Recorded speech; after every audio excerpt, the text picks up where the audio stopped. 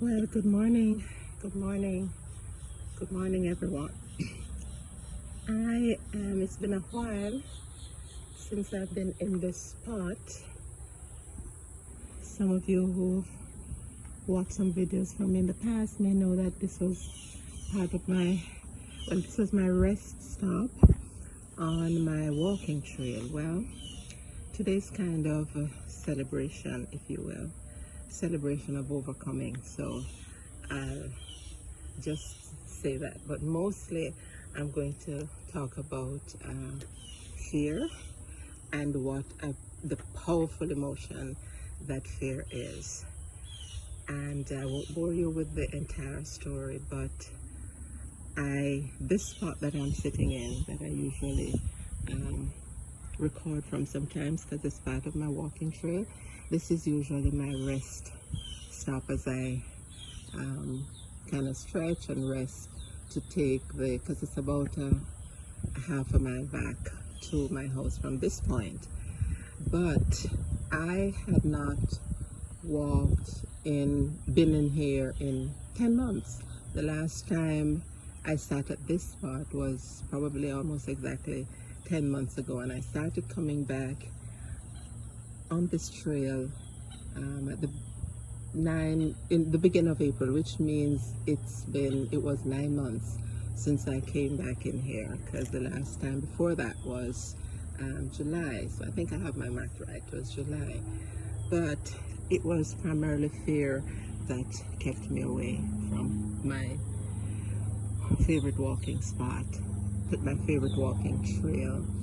And I had a little incident last July which just kept me away, and even when I started to walk again, I just couldn't come back to my spot.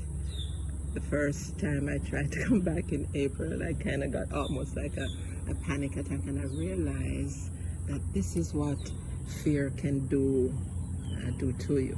Doesn't mean that if something happens, I had to remind myself that if something happens, it is just a reminder that yes, I still have to exercise wisdom and good judgment, but it doesn't mean I have to be paralyzed by fear.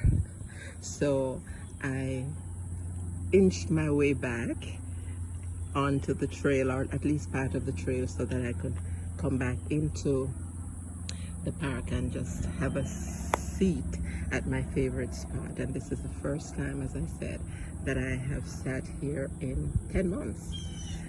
And I just wanted to remind you of how powerful fear can be. I remember when I heard years and years ago, when I first heard an acronym for fear, FEAR, false evidence appearing real. And I remember that, but I wasn't being motivated by that reminder. But thankfully I am, and I had to remind myself that I can't allow fear of anything to get a stranglehold on me. I really can't afford to do that, and I hope you recognize that you don't need to do that, or you shouldn't do that either. Should you be cautious? Should you exercise good judgment in whatever you do? Absolutely. But it does not mean, I'm here this morning just to encourage you not to let fear paralyze you, not to let fear prevent you from doing the things that you love to do or want to do, or maybe you need to do.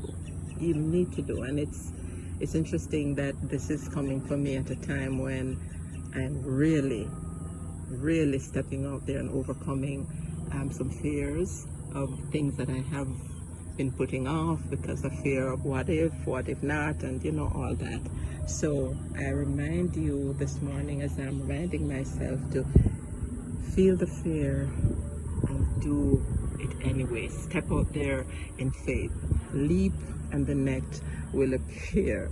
I had to remind myself, because sometimes now when I'm walking here, I'm alone in here, so I still get that little, but I have to remind myself that I'm never alone. I am never ever alone, neither are you.